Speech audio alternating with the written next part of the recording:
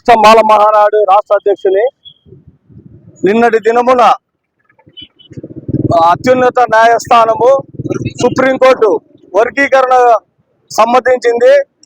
దానికి వ్యతిరేకంగా మేము ఈరోజు కడప జిల్లాలోని జమ్మలమడుగు పట్టణంలో అంబేద్కర్ విగ్రహం దగ్గర వర్గీకరణకు వ్యతిరేకంగా ఈరోజు మా నిరసన తెలియజేస్తున్నాము. గతంలో అదే సుప్రీంకోర్టు 7 మంది ధర్మాసనంతో ఈ వర్గీకరణ అనేది రాజ్యాంగ విరుద్ధం అని చెప్పింది. మరి అదే సుప్రీంకోర్టు అదే 7 మంది ధర్మాసనం నిన్నటి దినమున అదే వర్గీకరణను సమర్థించింది.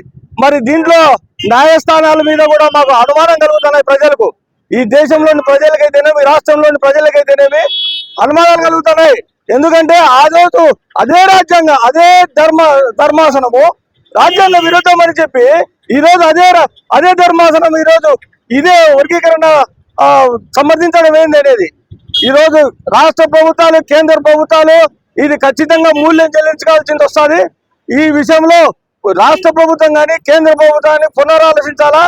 ఎప్పుడైనా భారత రాజ్యాంగ ఆర్టికల్ 341 ప్రకారము కలిసి ఉండాలా అనేది ఉంది. ఇది పూర్తిగా రాజ్యాంగానికి విరుద్ధము.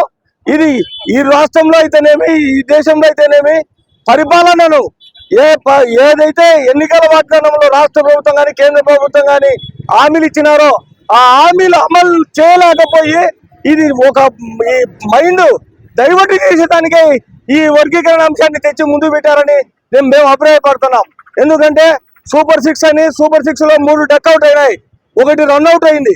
అది ఇంకా ఎంప్లాయర్ ఇయ్యలే, అది డక్అవుట్, అది రన్అవుటా లేకుంటే విండా అని ఇదొకటి ఫెయిల్యూరు. అటు కేంద్రంలో ఎన్డీఏ ప్రభుత్వం ఫెయిల్యూరు. ఇవన్నీ జనాలలో వ్యతిరేకత వచ్చింది కాబట్టి అది కప్పిపుచ్చి ఉండేదానికోసం ఈరోజు వర్గీకరణ అంశాన్ని తెచ్చిపెట్టారు. నేను ఒక్కటే చెప్తాను మాదిగ సోదరులకు, అయ్యా ఆ రోజు మీరు కారంచేడులో జరిగిన సంఘటనలు గుర్తు చేసుకోండి.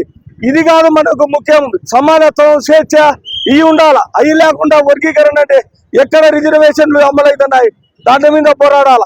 ఇది పూర్తిగా మేము వ్యతిరేకిస్తాము. సుప్రీంకోర్టు తీర్పులో మళ్ళీ 7 మందితో 9 మందితో 7 మందితో కాకుండా 9 మందితో 11 మందితో మళ్ళీ ఒక కమిటీ వేసి దీన్ని పూర్తిగా విచారణ చేసి దీనికి మళ్ళా తీర్పు ఇవ్వాలని రాష్ట్ర మాల మహానాడుతో డిమాండ్ చేస్తున్నా.